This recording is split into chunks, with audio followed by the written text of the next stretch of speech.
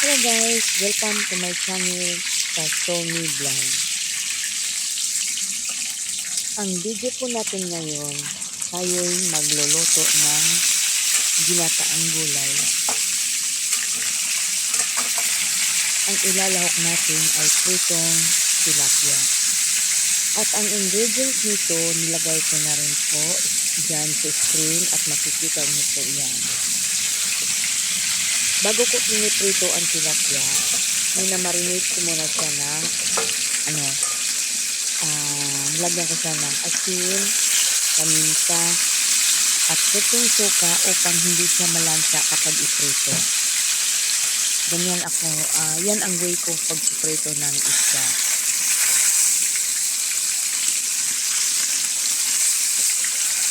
Binabaliktad na natin. Yan ay ano lang yan guys, hindi gaanong luto. Medyo mamula-mula siya, gawa ng medyo mataas yung temperature ng init ng ating kalan. Pero actually hindi pa yan siya lutong-luto. Kasi ilalagay natin yung mamaya sa ibabaw ng gulay.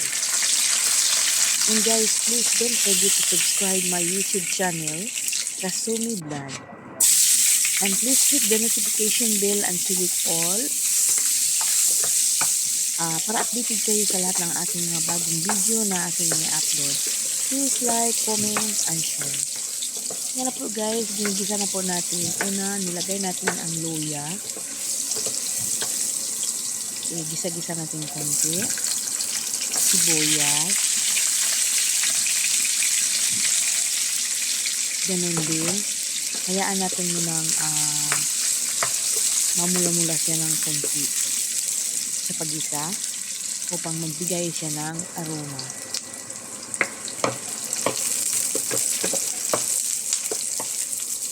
Masarap kasi pag ang way natin sa pag-igisa ng mga sangkutsa yung medyo luto siya, mamula-mula siya. Ang bango ng ating mga baga yung niluluto natin pag ganyan ang way ng pagigisa ng mga sangkutsa. Then sunod itong bawang.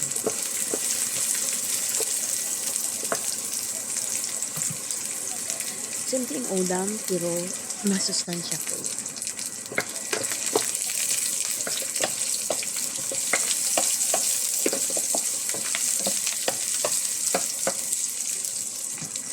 Yan, mikos-mikos natin. Sunod na ang capsicum, red and green. Konting mikos-mikos uli. Then sunod ang kamatis. Yung kamatis, igisa-gisa natin hanggang sa medyo malambot at binot-binotin natin o durog-durogin.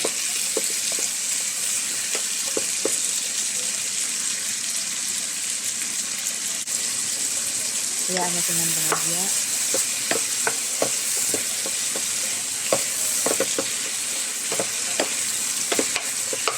Mikos-mikos ulit. Kasi upang hindi masunog yung ating mga ricado. Sunodin natin ang kalabasa. Masarap ng kalabasa guys, malapit. Ayan, ilipat natin sa kaldero kasi medyo yung kawaling natin ay mababaw.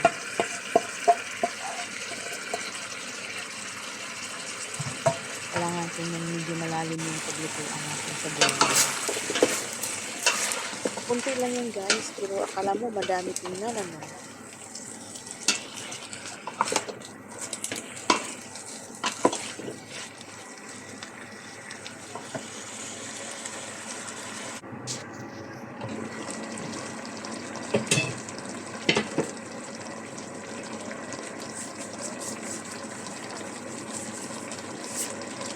Ayan, lagyan natin ng asin. Ito na. Magic sarap.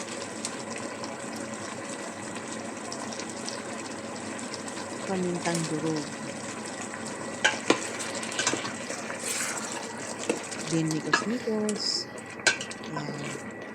At yung kalabasa kailangan hindi gaano luto upang hindi siya madurog kasi may iba pang gulay na ating ihahalo. Takpan natin.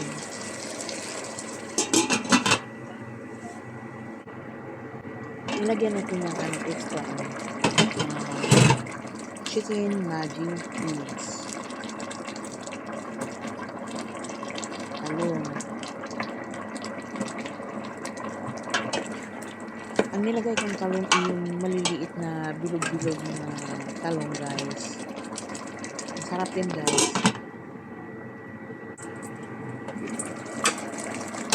Tapos muli, hayaan na natin ng segundo upang medyo kunting lambot ang talong. Sunod ang sitaw. Hayaan na natin ng sistema. Then, takpan.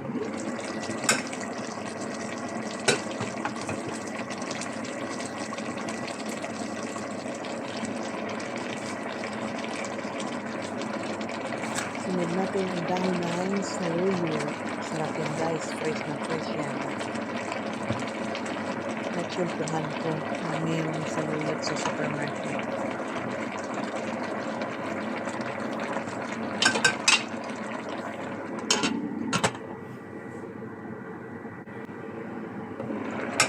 Hayaan mo natin ang bagay. Yan, medyo na siya. Bumaba na yung inyong dahon.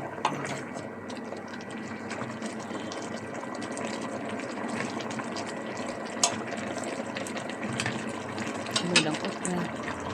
At ang pinakahuli niyan, guys, yung ampalaya. Upang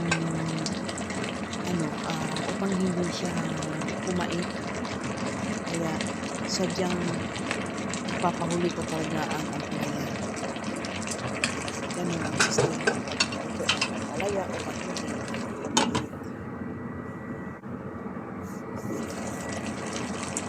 Then,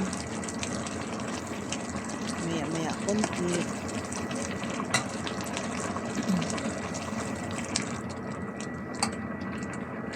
Lagyan natin ng gata.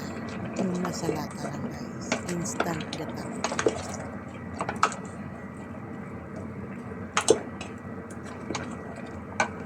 Mikos, halu-haluin. Yan. Oh, ang sarap talaga nun, guys. Ang dami pa naman.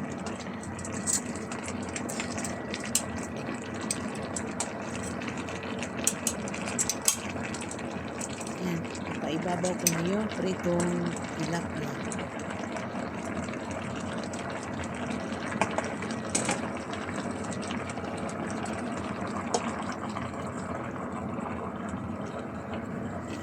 Then, ibinuhos ko yung kalahating gata. Then, takpan. Hayaan mo nang kumulo ng bagay. Ayan, guys. Tapos ngayon, guys, pinakalas na yung spring onion, saka yung capsicum. Siya ay magbibigay ng magandang aroma at masarap. Dagdag sarap.